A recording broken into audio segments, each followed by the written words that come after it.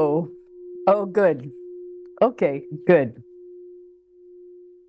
So this morning I was minding my own business, walking Ollie, and I got a text from a friend whose mother is dying, uh, and he doesn't know exactly when. She's in her 90s, and her husband passed 3 days ago. So the guides have been teaching me Bardo practice, which is the transition state when someone is dying. And what happens in that state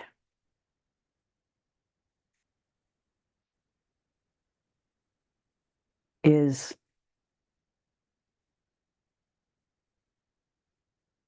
I was shown in a dream several years ago. And what happens is that this was my experience. I don't know if I doubt that this is all of it, but what my experience was in the dream was that I went into the ether. So for those of you who are just arriving,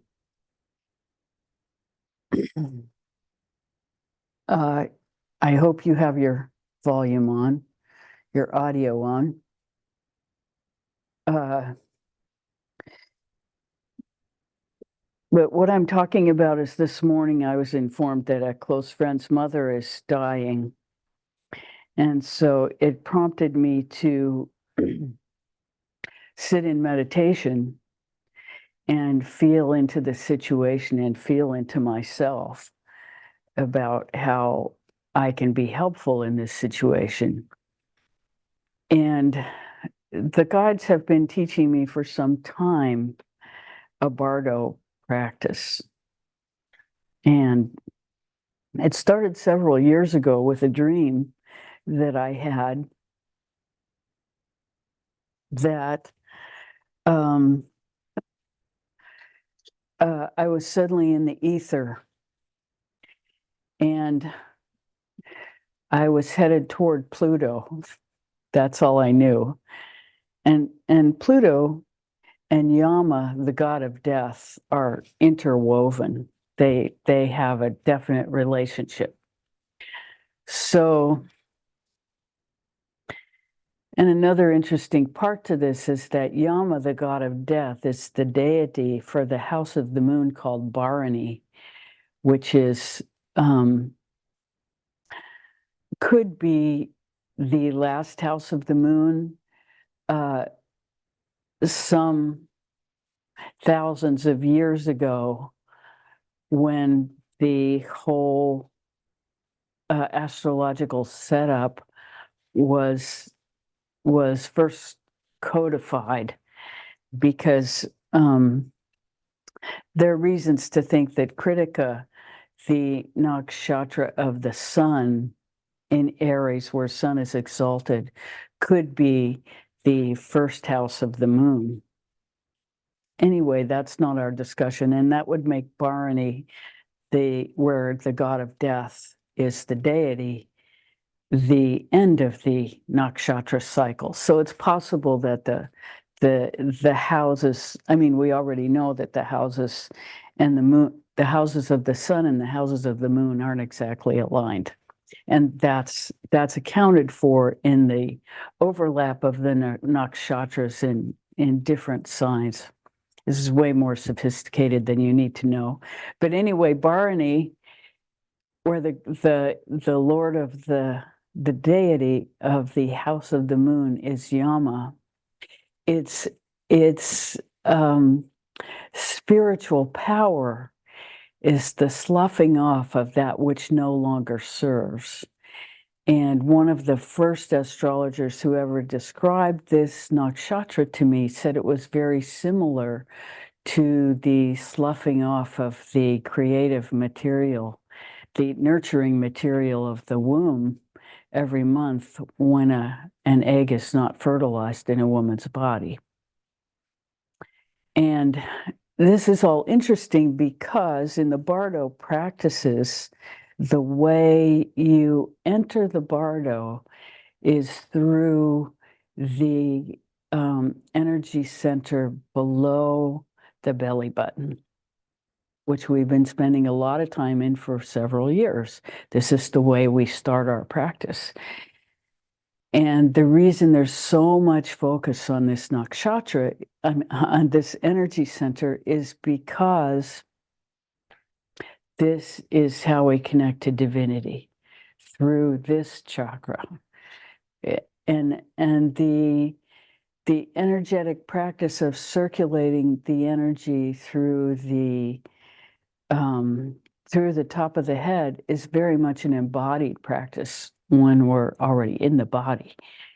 And when we are transitioning into the body or out of the body, this is why birth and death are the same.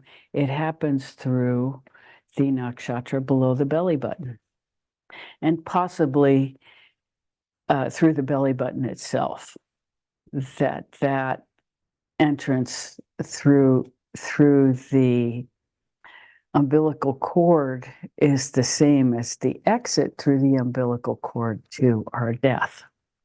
So birth and death are the same in reverse. And in the death process, one goes to the Bardo. And the Bardo this is what happened in my Bardo dream several years ago. I didn't exactly realize it was a Bardo dream, but I sort of did, because I couldn't imagine any other place for this experience. And I may have told you about it, I may not have, but it was while I was studying Pluto, and Pluto is integrally connected to Yama. So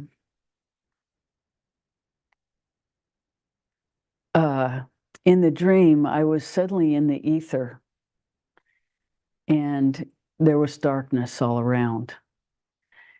And then I just started moving through the air, through no volition of my own. And I don't know if I had a body or not. It was not a concern to me whether or not I had a body.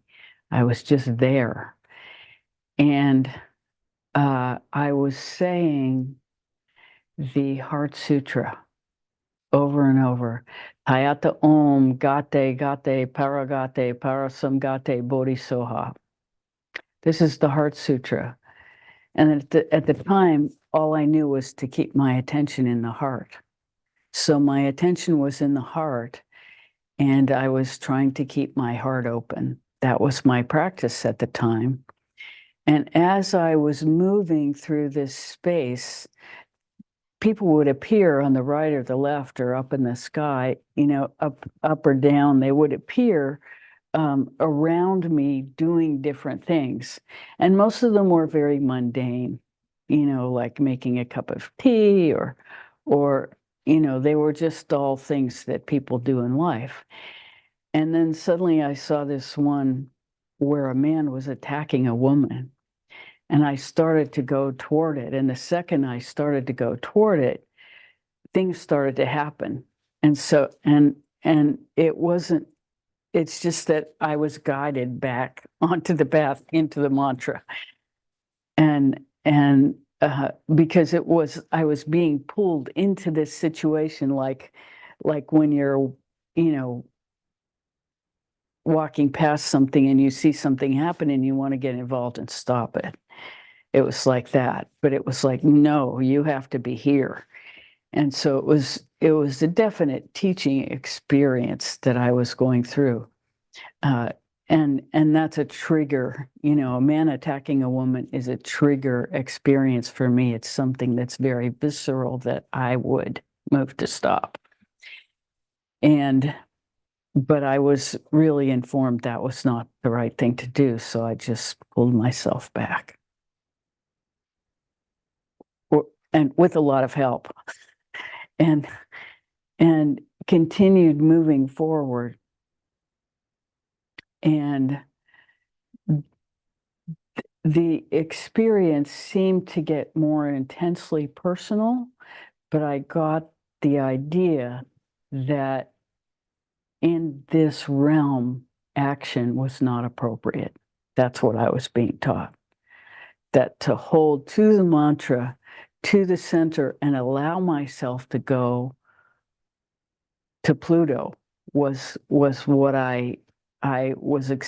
I don't know if I was told that. I knew I was going to Pluto, and that it had something to do with I don't know what, but that's what was happening, and that the whole thing was to release and allow and not be distracted by anything that I saw as I was moving in this dream.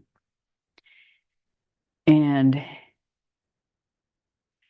eventually, Pluto appeared in the horizon, but it was very difficult to see because it was black on black.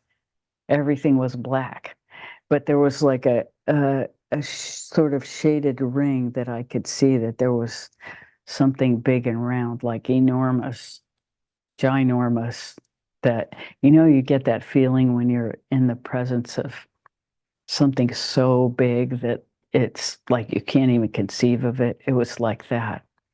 And then all these enlightened beings, that some of which I recognized and some of which I didn't, appeared to welcome me. And that was very strange to me because I felt like there'd been some mistake or something. So anyway, I didn't really relate to that. And then I woke up. That was the dream. I now understand that to be a Bardo dream, that when we are in the death process, all kinds of unexpected beings and experiences will appear, and that our task is to hold steady. And mantra can be a very good way to do that.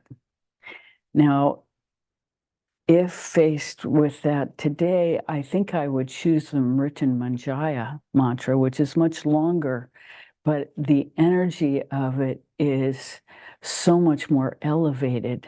The Triambakam Yajamahe Sugandhin Pushtivardhanam. That is such a, there's really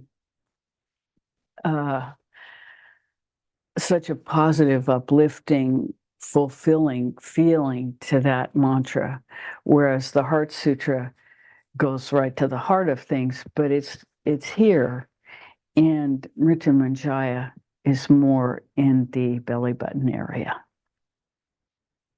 and because it's about enlightenment, and enlightenment is something about the light, holding to the light, which is really what that path was, the path of light that I was being guided through. And so that now I understand that that dream was showing a potential that to be cultivated in myself, that it is time for me to really learn the death and dying practices to be helpful with people as they pass. And that I'm not the only one who should learn it, that everybody around me should learn it too, because nobody that we know of is doing this work. And so, and we're all up close and personal with death at our age. And so we have to do it anyway. So we might as well take everybody we've ever met with us, because this is the work. This is the work. And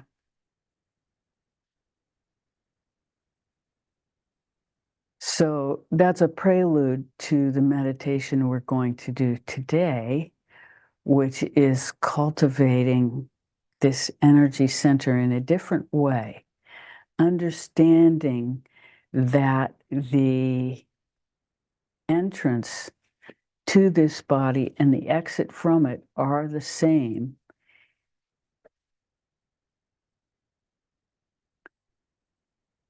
And we are going to practice dying and facing whatever comes up in us as we do that. And holding to, here's the practice. It's 3 parts. The first part is centering ourselves in that energy field of the chakra. And then and that practice is about relaxation with our attention there, very focused there.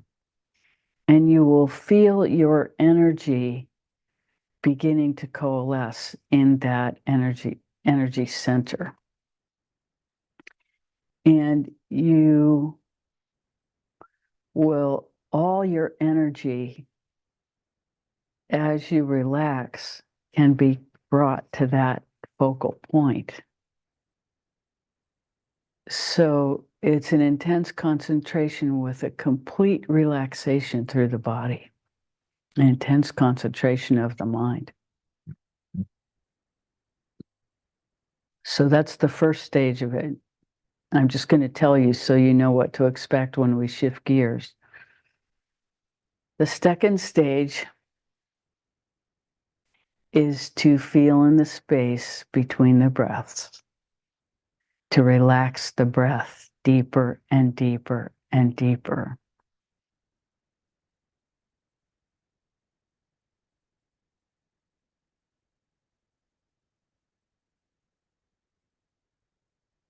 And we will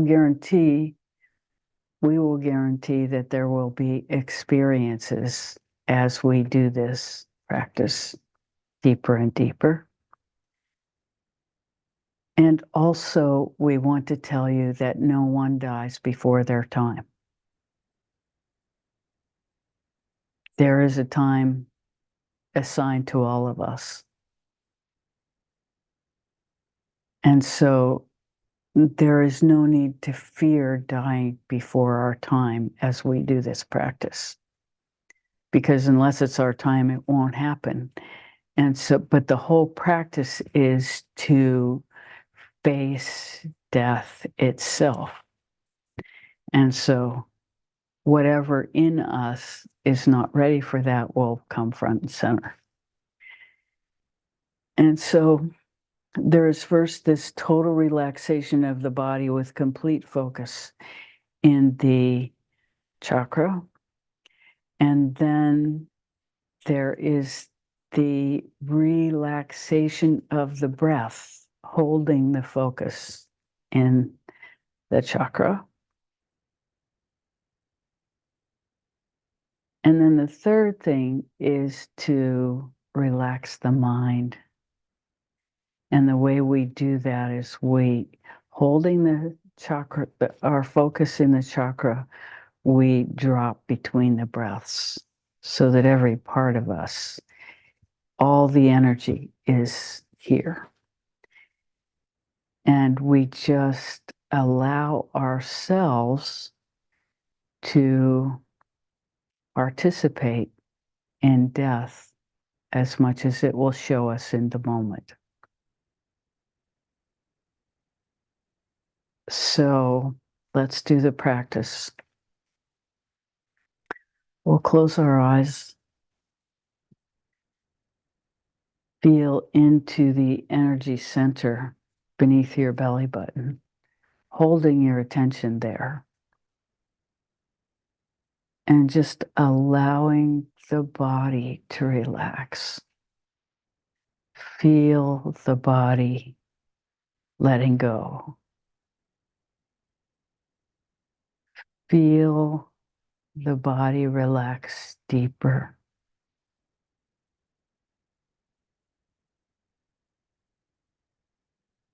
Feel the body go even deeper.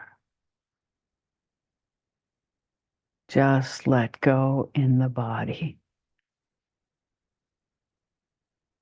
Let go.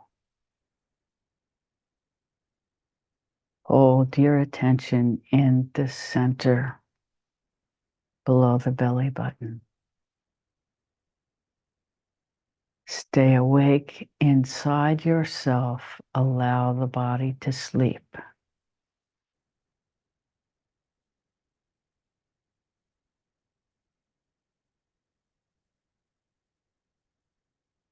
Let go of the body. It takes care of itself. Hold to the center.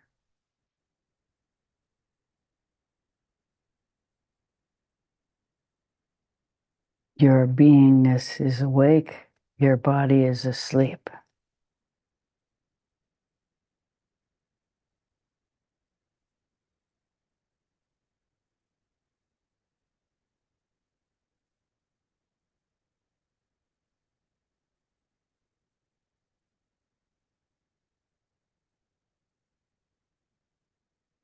Now focus on your breath. Allow your breath to relax.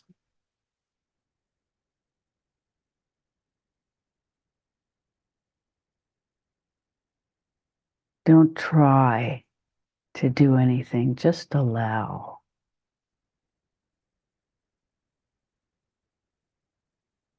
Allow yourself to be breathed.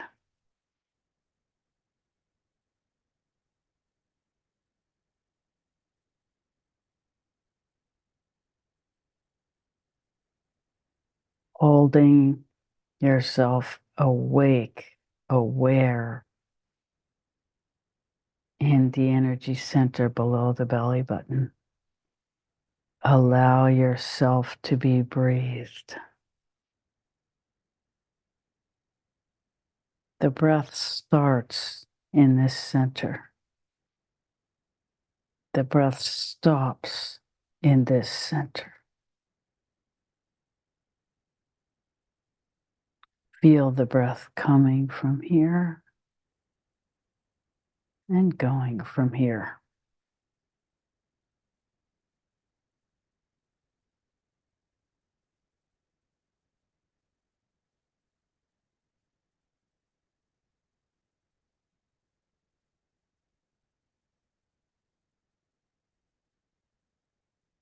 Now allow your mind to relax.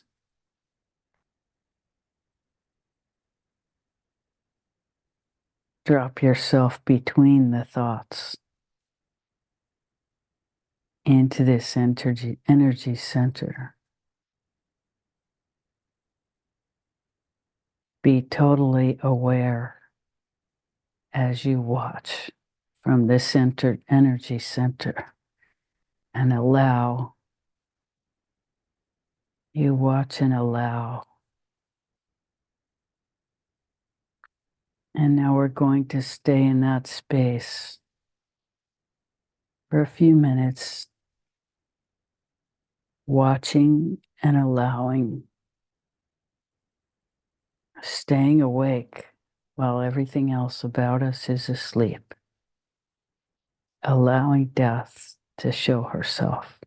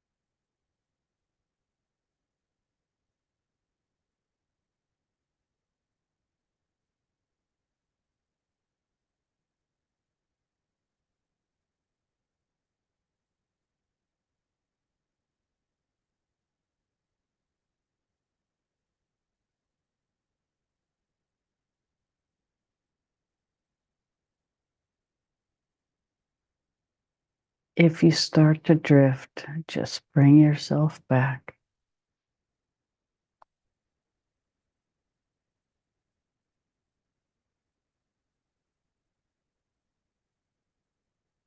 Understand we are practicing conscious dying.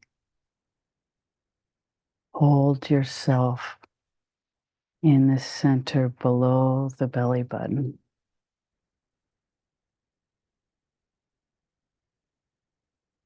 Hold your awareness.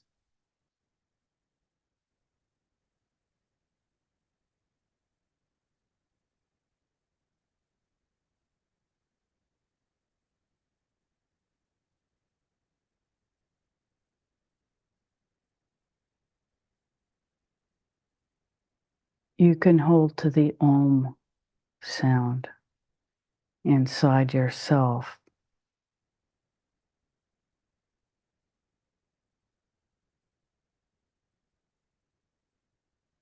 to help relax and be present.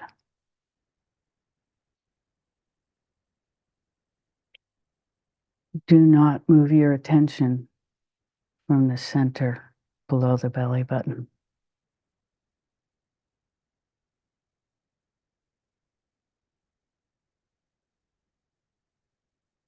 Hold to conscious awareness and total relaxation.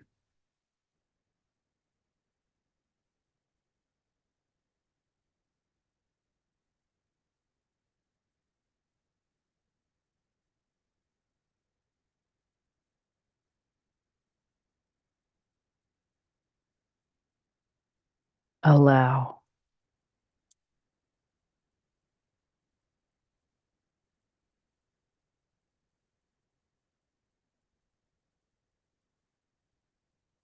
All parts are welcome.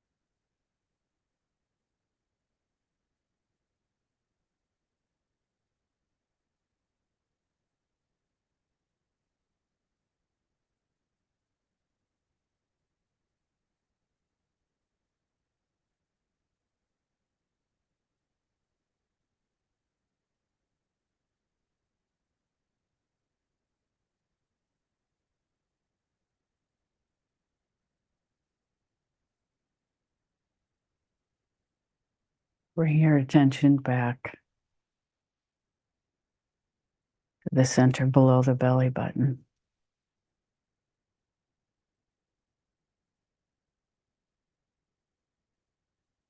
Express gratitude to your beingness for embracing this practice.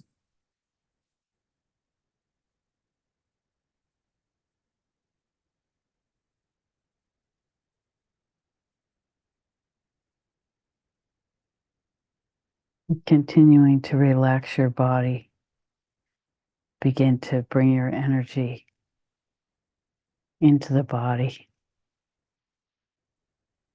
reanimating yourself.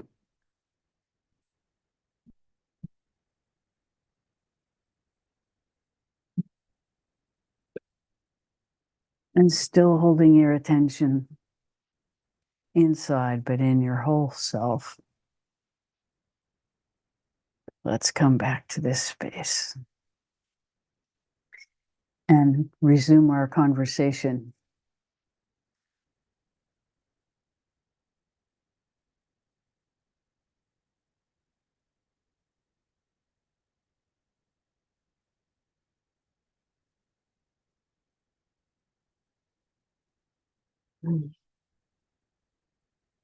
So how was that?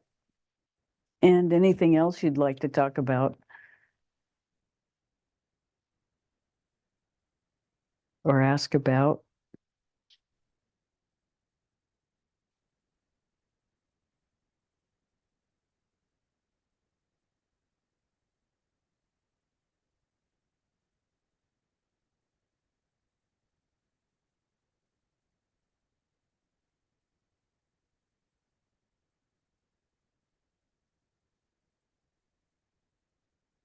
We don't have Brenda Manning things, so asking a question through her is not really possible this morning. But fortunately, we're still here. And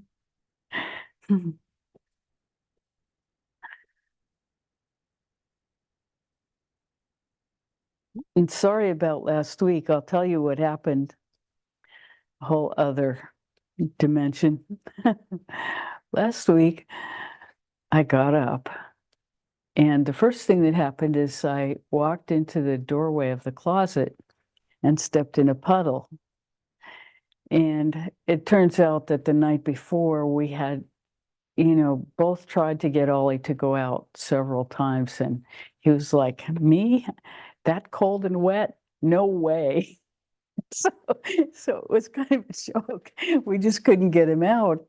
And then that morning, we'd been very lazy about getting up. And so it was later than usual. So anyway, that happened, and it was our fault. But that was the first thing that happened. So easy to take care of, no problem. So then I walked out and I, was making my herbal supplement that I take in the morning, and I have to, put a bunch of Chinese herbs in boiling water. So I boiled the water, I poured it into the glass jar, which immediately broke. So there's boiling water everywhere.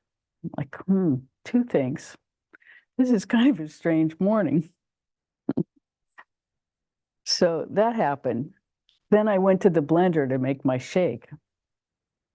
Put everything in the blender, turn it on, nothing happens. I'm like, this is really weird. Honest, nothing happened. No matter what I did, I tried everything I could think of. The blender would not work. Like, okay, this is three things. Now, I was up early because I had a very important call at 8 o'clock, a Zoom call with a person in Europe who I was going to pick their brain about a certain subject. It doesn't matter what. So I went into the call. I went on the call. I opened the Zoom. This has never happened to me. There was nobody on the other end. So I wait, people are 5 minutes, 10 minutes late. I wait 20 minutes. And then I start texting the person, no response. And so then I said, I came out, I said, Brenda, I think this is not a day that I should be externally rotated because everything that I've tried to do so far has been unsuccessful. So I think I'm just need to be quiet today and let the day go by. And I did that, and it was very good. It was like a much needed quiet day. And I don't know what would have happened if I hadn't done that, but 4 was enough. You know, usually 3 really tells me, but 4 was conclusive. So that brings me to a talk that I just gave about omens, because omens are important to watch for, as important as synchronicities. When things happen 3 times, that should be enough to let us know that, you know, that's a direction we're not exactly supposed to go at this moment. And so we just, you know, take it as a protection. Take it as a protection, a warning that this is not the direction that this day should go. And you just go the opposite direction. You know, if you were about to do this, do this.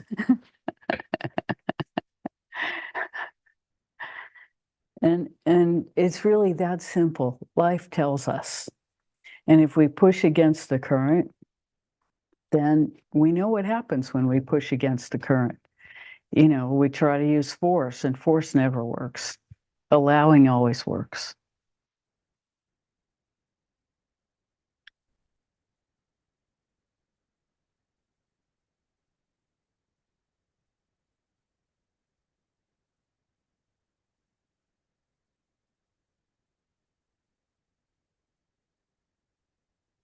So that's where I've been in the last week. How about you guys?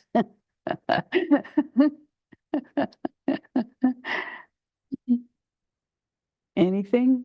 Questions? Andrew, anything?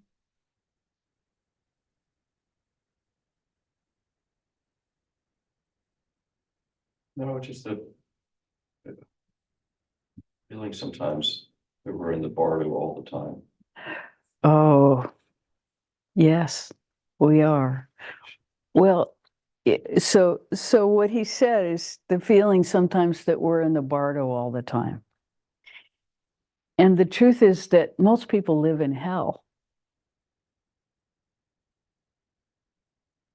You know, most people are agitated and reactive and have no access to anything good inside themselves.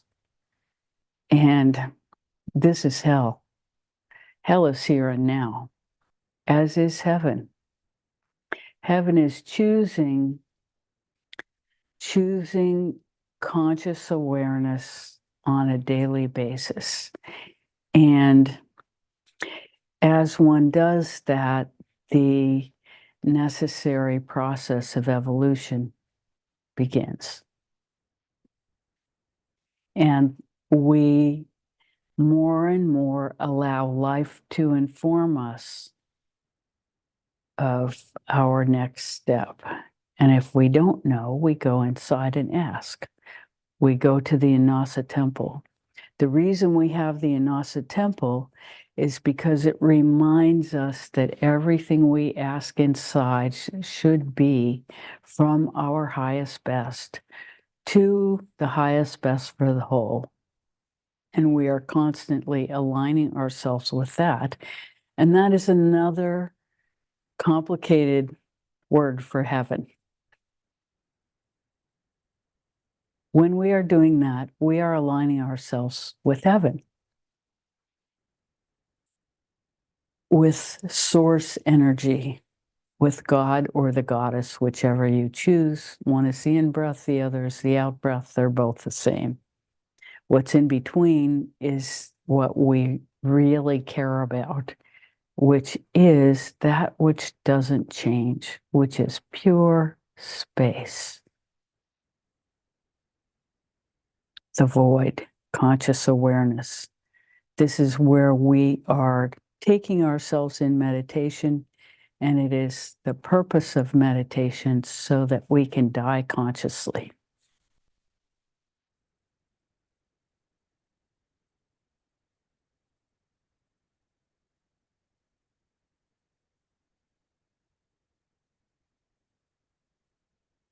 Does this make sense? It does, doesn't it? It's not easy. It's not easy.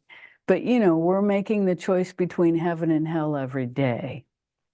And the bardo is a reflection of those choices and a challenge to us. We will be challenged with the things that we have not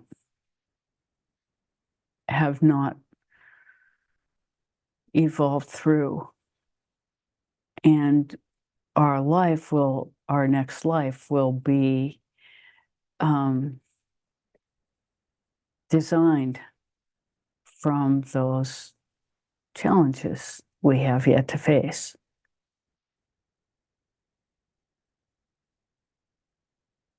There's only one way out, and that's facing the challenges inside.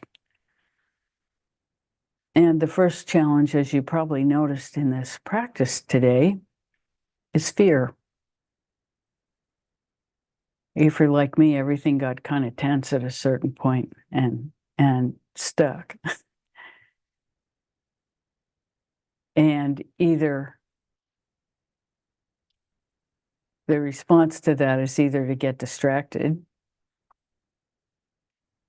and find a more comfortable place in ourselves, or to allow it to intensify until we can't stand it and we get distracted and go to a different place in ourselves.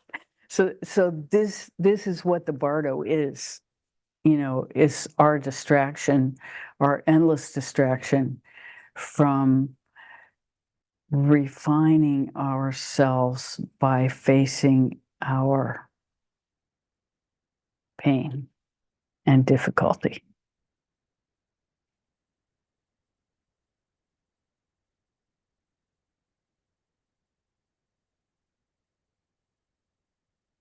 And it is a reflex until it's not, to move away from pain.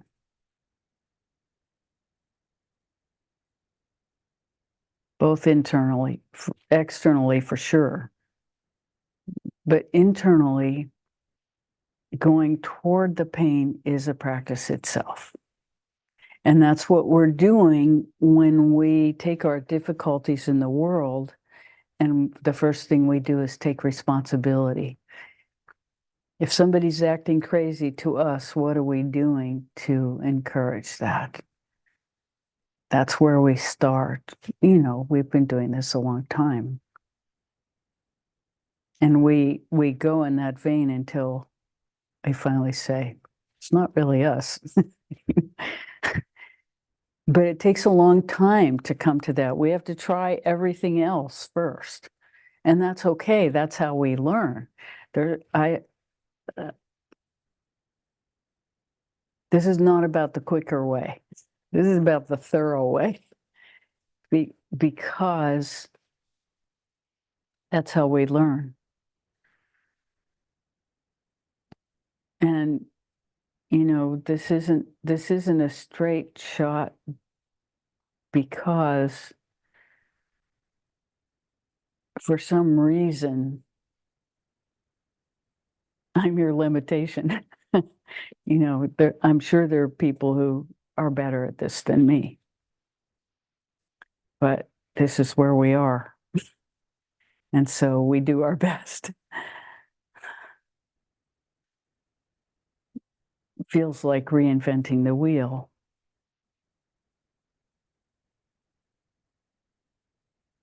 But we have what we have. And a lot of this work is accepting the life that we have, not the one that we think we deserve.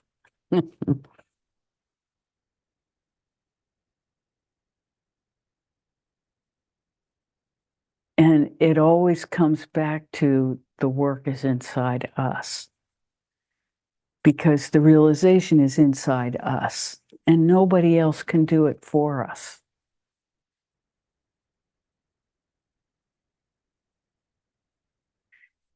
And I'm sure, are other people who point to it better than me. And I don't exactly have that at this moment, and whatever I get, I share with you. I mean, the guides are certainly that.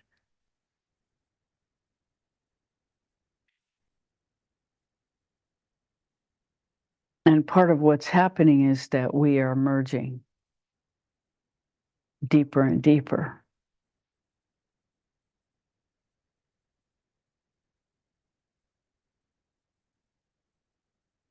And it's always an issue of pronouns. For me, I've had trouble with pronouns since the beginning. Because it's not two, it's one. Everything is one. Everything is one thing.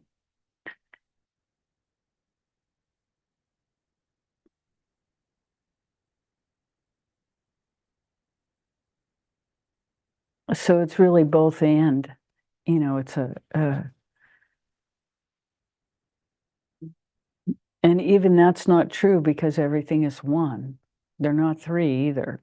It's just it's all one thing. And we are cultivating our conscious awareness to give us an ever bigger range of what it is to be a human being, what it is to not be in hell, and how we serve that gift of not being in hell,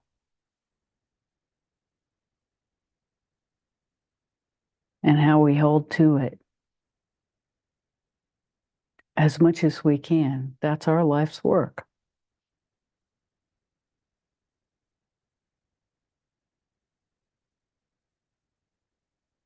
And they are informing me we are never alone.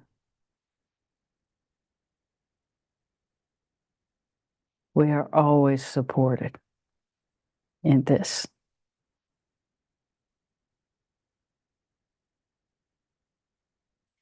And it's worth cultivating our sleep, our dreams, asking to be shown, using everything we have for our inner work, every part of our experience to be shown how to be more in alignment, how to serve others from our highest best with whatever we have. And especially at this point in our lives, how to die well.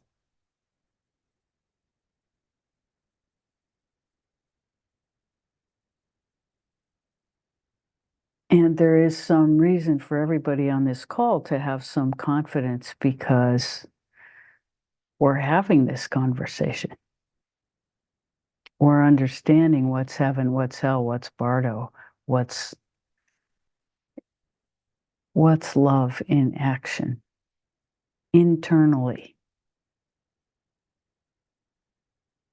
And that's the consistent thing throughout the dimension, is that logic of love.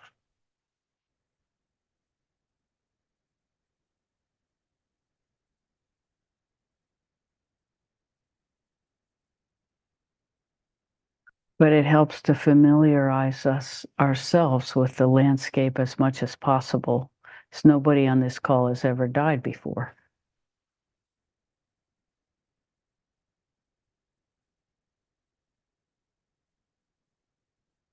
But we can practice dying with the confidence that we won't go before our time.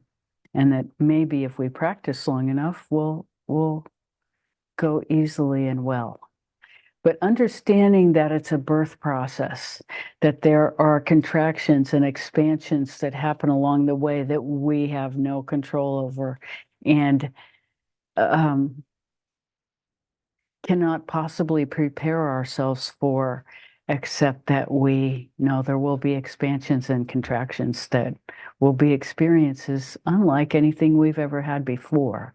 And if we can come to a place where we are looking forward to that journey as an experiment, that every time we are doing this practice, we are experimenting, going deeper in ourselves and appreciating the journey as much as where we are journeying, which we don't know.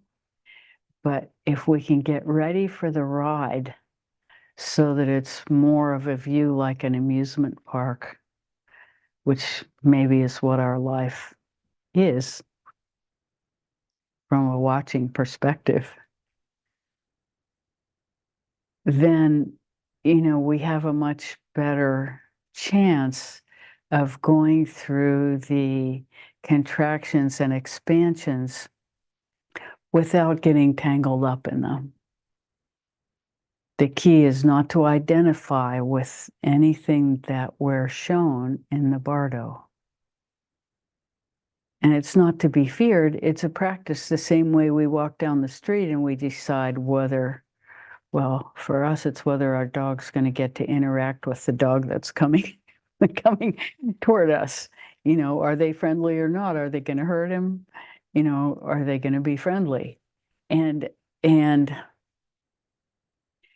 it's very similar in a way to that. And if we can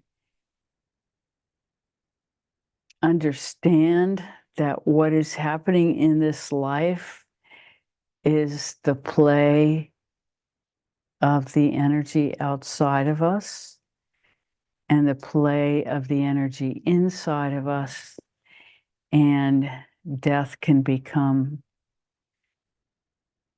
another play that we've all been through many, many, many, many, many, many, many, many times before. But we don't remember. There is a great forgetting that happens in this whole experience.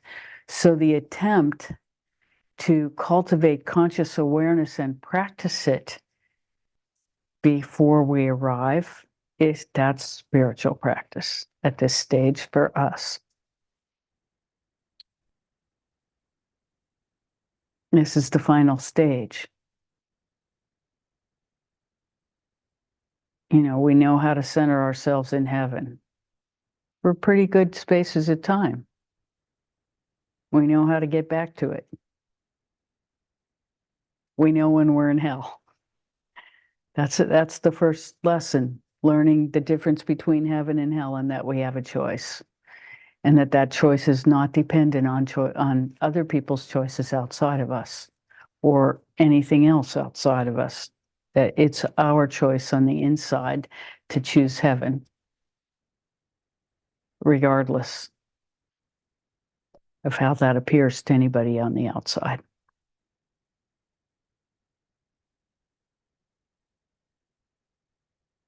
And as we get more and more secure in that, we become more and more authentic in ourselves, our behavior, and our self-trust. One of the biggest problems we have is learning to forgive and trust ourselves to return to heaven.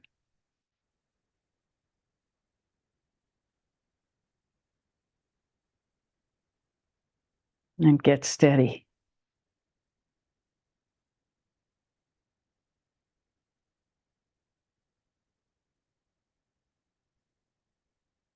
But this practice, we suspect, only becomes available when we're pretty good at that already.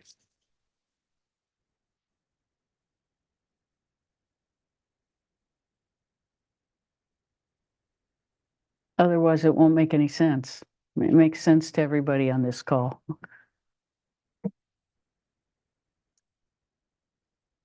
So,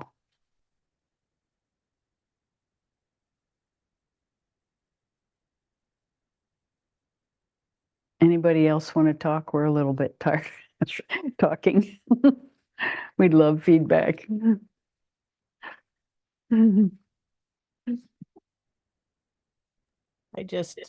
I just was reminded of decades and decades ago, when Pam and Wells lived in the Lower East Side, and I did too. And we got together once in a while. And one night, Wells read us the entire Dante trilogy. And just as it was ending, and he was coming back up, I guess, the sun was coming up because it was just becoming sunrise. Do you guys remember? Wow. Yeah, it was an amazing experience. And I would say that it was a death and rebirth experience right there. Yeah.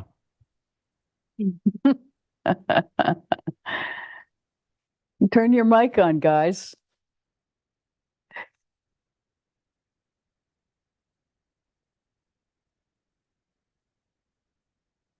Can't hear you yet. Are you talking? You got it? We want to hear your feedback.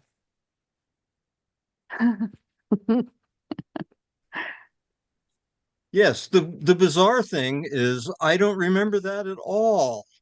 Wow. Pam, do you remember?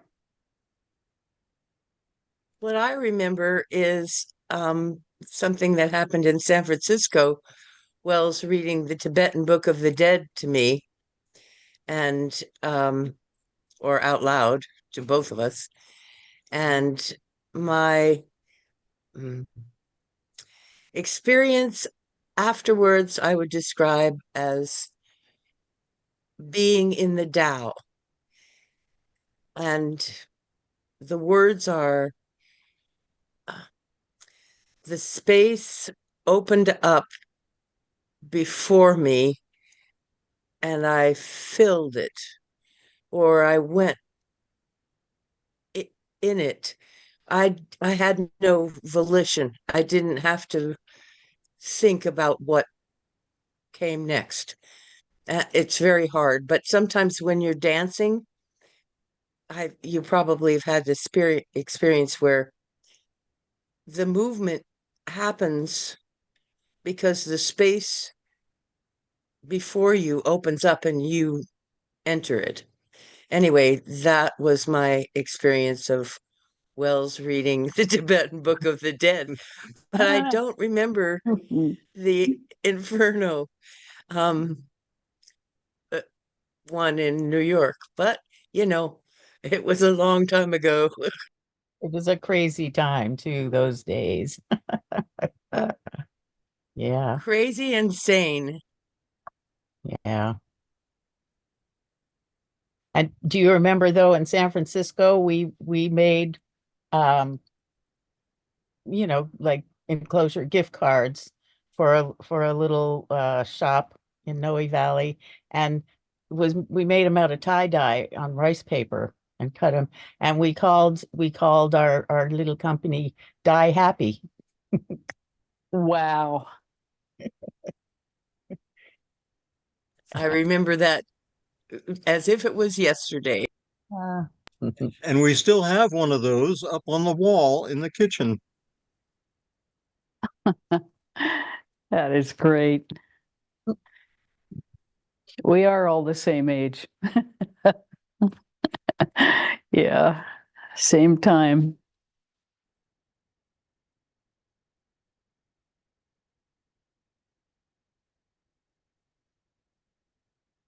Hmm.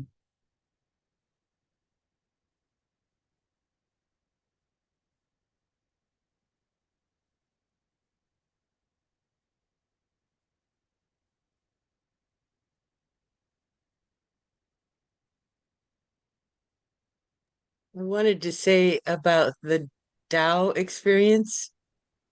Um, it's in there as a memory now, but I'm confident that it's accessible. And my attention was in my belly button solar plexus area. That's what was hearing, listening, and receiving the information.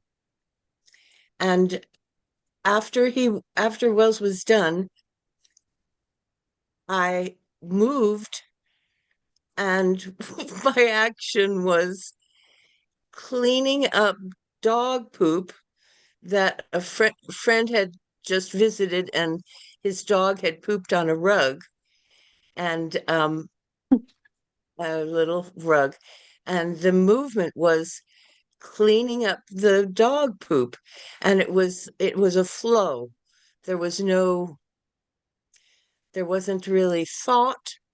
And as soon as I realized, hey, this is something special, I came back into normal Ordinary. ordinary life.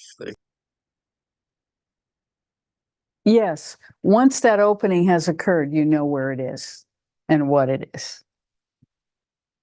Yeah, not with my mind though, but I do That's know right. that it exists. Right. So that's why the last stage is dropping the mind, because it's beyond the mind, but it helps to get everything low. And just for clarification, solar plexus is right under the rib cage. Where we're talking about is right under the belly button. It was, I wouldn't say that I located it except in the middle of my body around my belly button. Good. Good. You're there. Yeah.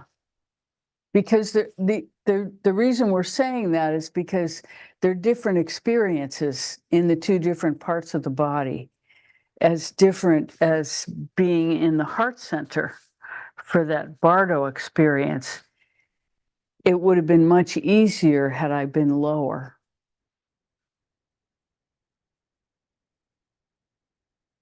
Because, and here's the reason, the closer you are to between your ears, the more confusing it will be.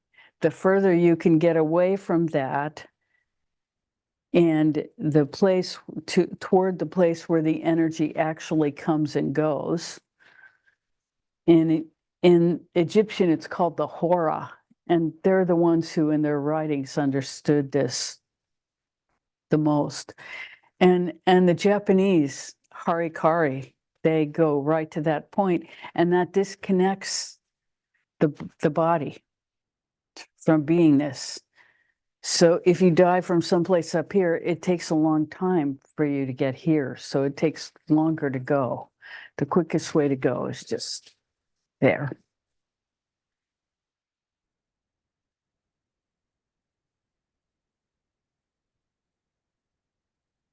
So it's a different orientation, which is why we did the meditation totally focused there, because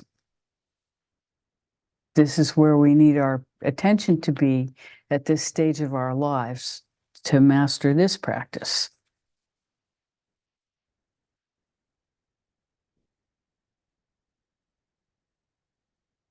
And it is practice. You know, we practice leaving. And then when it happens, it will not be a surprise. It will be a practice. And we will have experiences between now and then to prepare ourselves. It's guaranteed.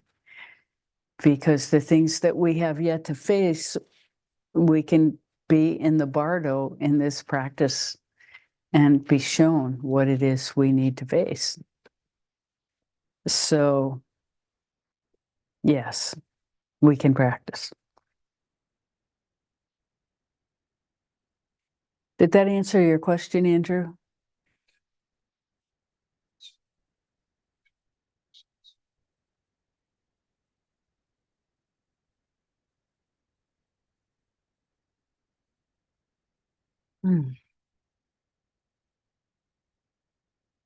It's 11:11.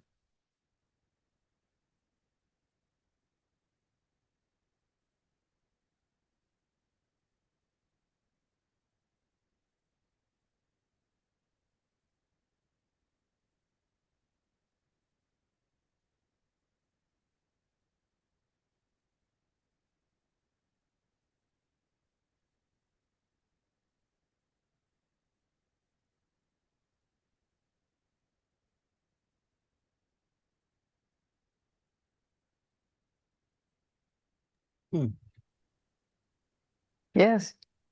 One question. Isn't the third eye also a portal or a doorway? Of course, every single one of the energy centers are portals, but they go to different realms.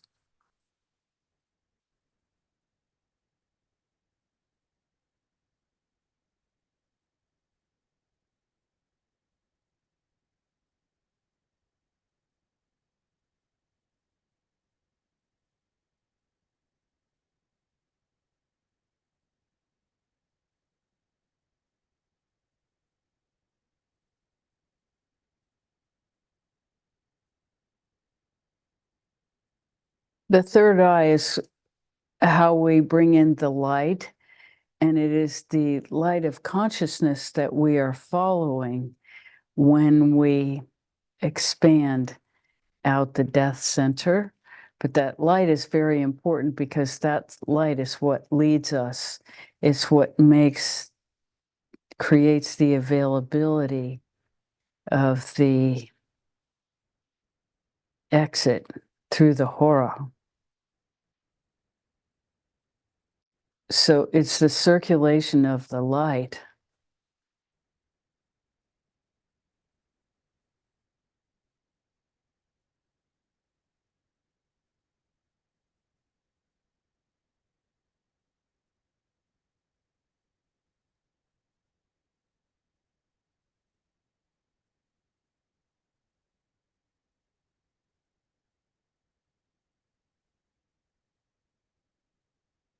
What they're showing me is that the light itself exits the portal out the hora, but the light is the awareness of the light first comes through the third eye.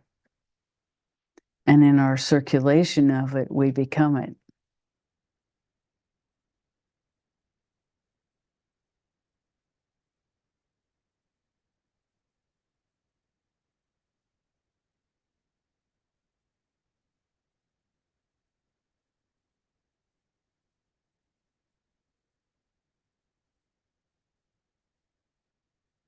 And it's the sun and the moon, very much like the sign of the Tao, the white and the black, and the black and the white, and the white and the black, and the curve.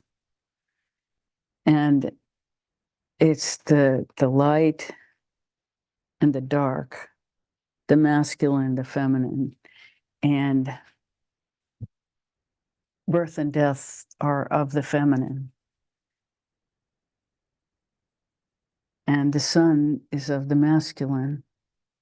Birth and death are the moon.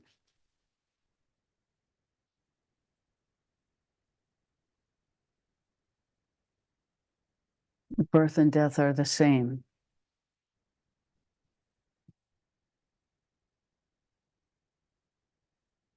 But because we remember neither, we have to practice the great forgetting. And the great forgetting is that we forget to hold our conscious awareness throughout the experiences.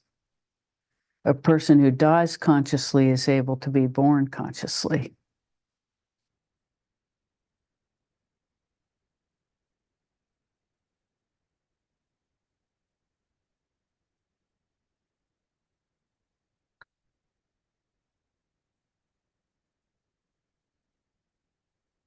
And that means choosing the circumstances well of the next lifetime.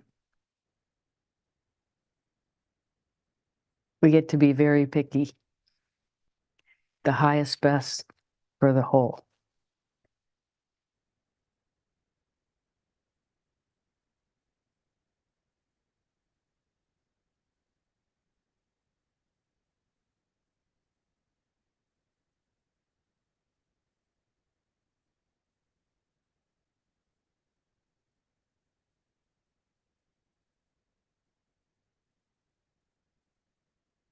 And I have to say, a lot of the things that I'm introducing today are things that I have been shown through the guides pushing me toward Osho material.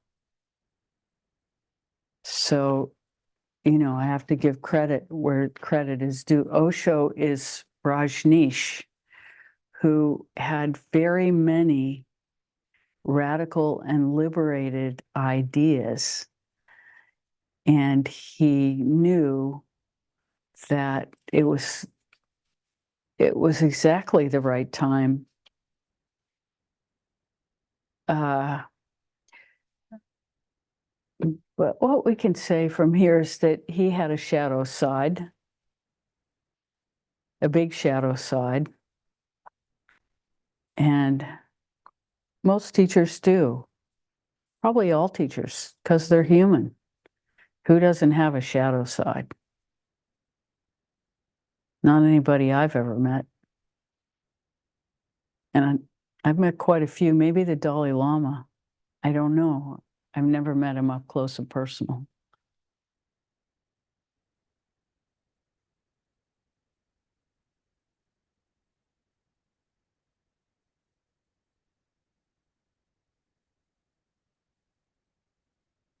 But Osho had a lot of it.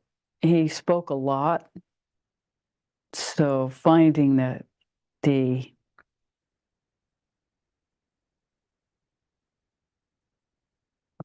relevant information is key. But also many of his meditations, he had his experience was that especially Americans were so complicated in their minds that very active meditations like dancing could get them in their bodies enough that they could settle to meditate. That physical experience was required to allow the mind to settle. That without the discharge of physical energy, it was really hard because there's so much stimulation. And that was 20 years ago. So it's much worse now. So he has all these active meditations that have different names where you dance for 15 minutes before you meditate and really embody flow before you sit down and try to feel it in the body, through the body to the energy centers. And so a lot of that is very helpful. And there's one called dynamic meditation where you actually allow yourself to go physically crazy and you dump all the agitation. And it's not a meditation that one has to do daily, but it's, even at our age, it's worth attempting once or twice just to see what it is. The first 10 minutes you exhale as fast as you can through the nose for 10 minutes. And that practice makes one very agitated, to say the least.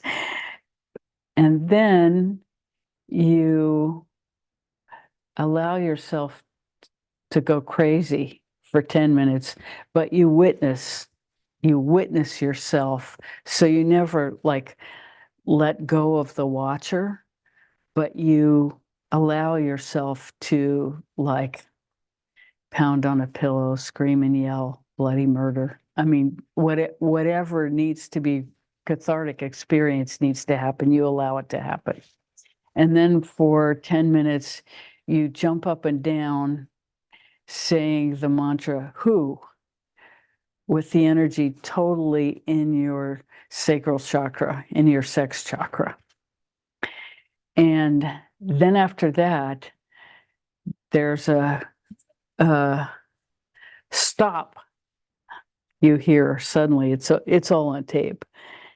And people do this in a big room with blindfolds on, so they can't see each other. Nobody can see anybody. This is your inner experience that you allow yourself to have. And then after that mantra period, which is 10 minutes, then when you hear the stop, you freeze. Whatever position you're in, you freeze and you don't move because you want to hold the energy, all this energy of catharsis, and feel what happens when you just freeze after all that physical and aggressive, forceful catharsis.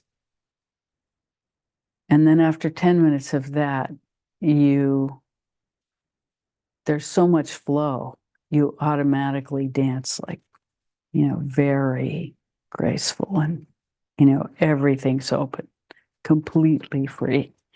And so that's how that ends.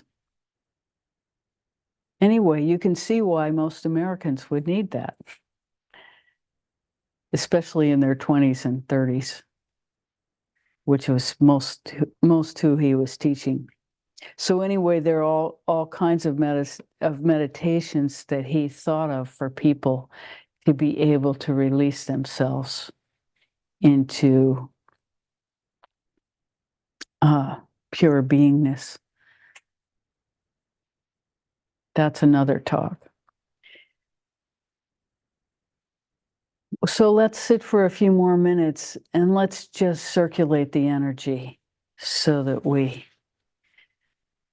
bring ourselves into heaven at the end of this program.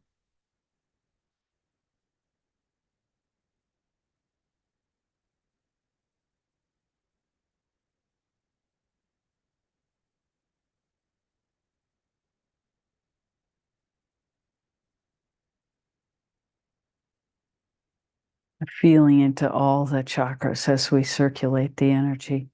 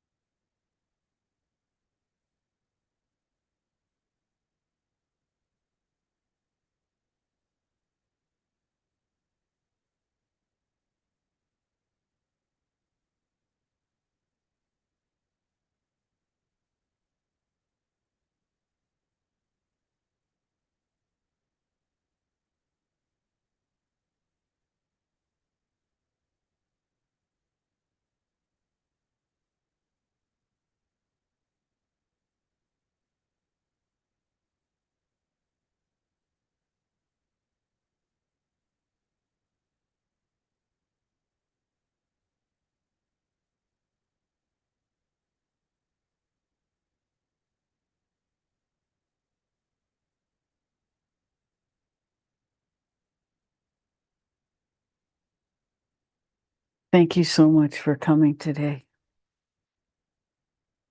It's always a joy to be with you. Always, always, always. Happy Mother's Day. And to you, happy Mother's Yeah. Day to everyone. I'm going to say one thing. Read Heather Cox Richardson about Mother's Day. She puts the apostrophe after the S because all mothers, it's the beginning of the suffragette movement. All mothers should have the power to stop wars that men create, that mothers would never be foolish enough to participate in the creation of. Sorry, Wells and Andrew. We know you're not that. No, they're of the mother too. They're not. Yes, exactly. um, Exactly. Yeah. Honorary mothers. Any nurture, any, you know, Mm-hmm. Mm-hmm. Yes. I love Heather Cox Richardson. I read her every day. Me too. Yeah. She's amazing. Yeah. Okay. You guys have a great week. Till next week. Thank you so much.